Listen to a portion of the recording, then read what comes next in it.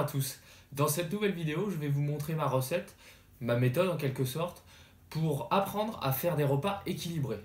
Le but c'est de vous donner donc tous les outils nécessaires pour que vous puissiez composer votre assiette correctement de manière à ce qu'elle soit équilibrée et que vous puissiez le faire au quotidien. Donc mon objectif à travers cette vidéo c'est que ça soit très simple, très concret.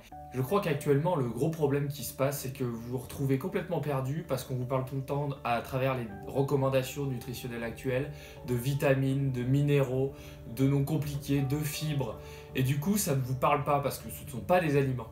Donc raisonner en termes de glucides, protéines, lipides et sans savoir réellement quel aliment mettre dans votre assiette, c'est beaucoup plus compliqué que ce qui n'y paraît. C'est donc ultra simple, il suffit de connaître l'assiette santé qui va vous permettre de composer tous vos repas sans souci.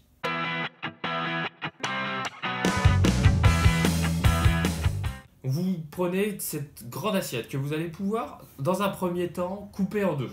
Bien sûr c'est une image, hein. N'allez pas chercher la disqueuse pour aller la couper en deux, on n'en est pas là. Donc je reviens sur mon assiette santé qui est donc maintenant coupée en deux. Vous allez pouvoir la remplir dans une moitié entière de légumes variés.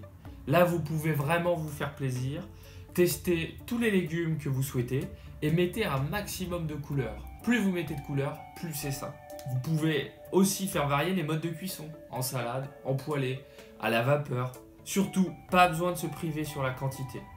Je vous montre par exemple ici sur cette photo, toutes les assiettes font 200 kilocalories. Vous voyez bien qu'il y a quand même une sacrée différence dans les proportions et que vous pouvez vous permettre de manger en grande quantité des légumes.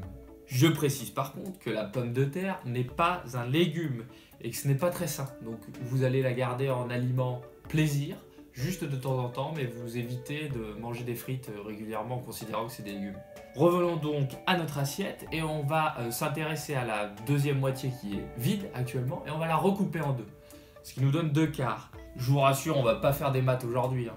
Donc dans le premier quart, vous allez pouvoir mettre des céréales complètes et ou des légumineuses. Ce sera donc votre source de glucides de qualité. Ce qu'il faut utiliser en règle générale, ce sont des céréales plutôt complètes, c'est-à-dire des pâtes complètes, du riz complet, brun ou sauvage, du quinoa. Pourquoi complet? Parce que ça vous permet de... On garde donc l'enveloppe et la fibre et c'est ce qui rend l'aliment plus sain, plus long à digérer, donc mieux pour votre glycémie. Vous pouvez aussi utiliser des légumineuses, donc ce sont les légumineuses, ce sont des pois chiches, des lentilles, des pois cassés, des haricots, là encore il en existe tout un tas de sortes différents. Surtout, si vous voulez manger du pain, vous devez inclure votre portion de pain dans cette proportion, c'est-à-dire dans le quart de votre assiette. Je vous précise aussi qu'il faut arrêter complètement la consommation du pain blanc classique type baguette moulée que vous pouvez trouver en règle générale un peu partout, qui est typiquement français. En fait, c'est bourré de sucre et c'est une bombe glycémique qui va vous faire exploser le taux de sucre dans le sang. C'est très mauvais. Il en est de même pour les galettes de riz soufflées vendues au rayon diététique, qui sont aussi très mauvaises pour la glycémie. Donc là encore, si vous voulez manger du pain, vous l'ajoutez dans votre assiette et vous le choisissez à base de farine et de graines complètes. L'avantage en plus des céréales complètes, c'est que c'est beaucoup plus rassasiant, vous aurez moins faim et ça va être plus efficace pour votre apport en énergie. Évitez donc aussi par conséquent les pâtes plutôt classiques et le riz classique. Faites bien attention au mode de cuisson, respectez scrupuleusement les conseils de cuisson. Il nous reste donc un autre quart à remplir et qu'est-ce qu'on va y mettre? On va y mettre tout simplement les protéines, soit animales, soit végétales. Donc ça veut dire quoi? Vous allez juste jongler entre de la viande blanche, du poisson, des œufs et des protéines végétales comme les légumineuses par exemple. Ce qu'il faut retenir tout simplement, c'est que vous avez juste à limiter au maximum votre consommation de viande rouge et de charcuterie à maximum 2 fois par semaine. C'est mauvais pour la santé. En plus, la charcuterie, c'est bourré de sel et d'additifs. Ce sont des produits transformés. Évitez au maximum. Ce plat, vous allez pouvoir l'agrémenter, le cuisiner, l'assaisonner avec des graisses bien évidemment de qualité. Il ne faut pas avoir peur des graisses puisqu'elles sont parfois très saines si on choisit les bonnes graisses, notamment l'huile d'olive, l'huile de colza, l'huile de noix, il va falloir varier un petit peu, l'huile de coco qui est très agréable et qui donne un goût très sympa également, dans vos plats en tout cas. N'hésitez pas non plus à utiliser un maximum d'épices, d'herbes, de poivre et surtout très peu de sel. À côté de ça, vous pouvez boire de l'eau, du thé, du café, sans sucre bien évidemment, et vous pouvez y ajouter éventuellement un verre de vin rouge tous les jours si vous aimez le vin rouge. Pour le reste, il va falloir éviter les sodas, le lait, l'alcool, et vous allez le garder que pour une consommation plaisir, c'est-à-dire vraiment très occasionnellement. Ajoutez à cela un fruit ou éventuellement des oléagineux, donc des fruits secs oléagineux type amandes, noix, noisettes, qui peuvent aussi être consommés selon la faim en dessert, fruits ou oléagineux, ou bien en collation. N'hésitez pas, si vous avez faim entre les repas, à prendre une collation, quitte à moins manger le soir, puisque ça va vous permettre d'avoir moins de calories en soirée et donc de moins stocker la nuit. Donc le secret de cette assiette, c'est de mélanger au maximum et de varier le plus possible vos ingrédients. Donc faites varier vos fruits et légumes, votre source de légumineuses, vos céréales, vos apports en protéines. Plus vous allez varier, plus vous allez apporter à votre corps tout un tas de vitamines, minéraux et de nutriments différents et indispensables à son fonctionnement. Et en plus, c'est nettement plus agréable pour le goût, pour les différentes saveurs et pour votre plaisir, car manger reste un super plaisir.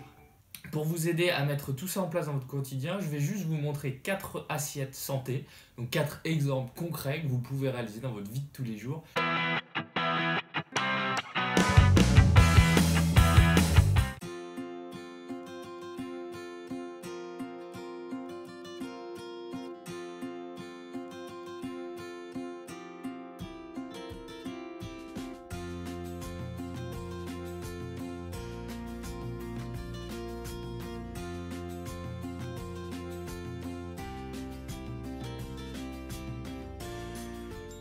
Voilà, vous avez toutes les clés en main désormais. Il ne vous reste plus qu'à rajouter un peu d'activité physique quotidienne et le tour est joué, vous avez le maximum de chances d'être en super santé.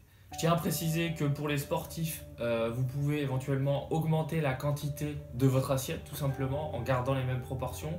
Vous pouvez augmenter votre part de légumineuses et de céréales pour avoir un petit peu plus d'apport en glucides lents. Le reste, c'est identique. Donc, premier objectif pour vous, ça va être de tester sur une semaine en vous appuyant sur les 4 bases que je vous ai données et surtout d'aller faire vos courses en fonction de la liste des ingrédients que j'ai pu vous fournir au travers de cette vidéo. Je compte également sur vous pour faire partager au maximum vos recettes santé à vous, votre assiette santé à vous, en la laissant en commentaire, car plus on aura d'exemples et plus on va pouvoir faire varier les plats et être de plus en plus conforté dans nos choix.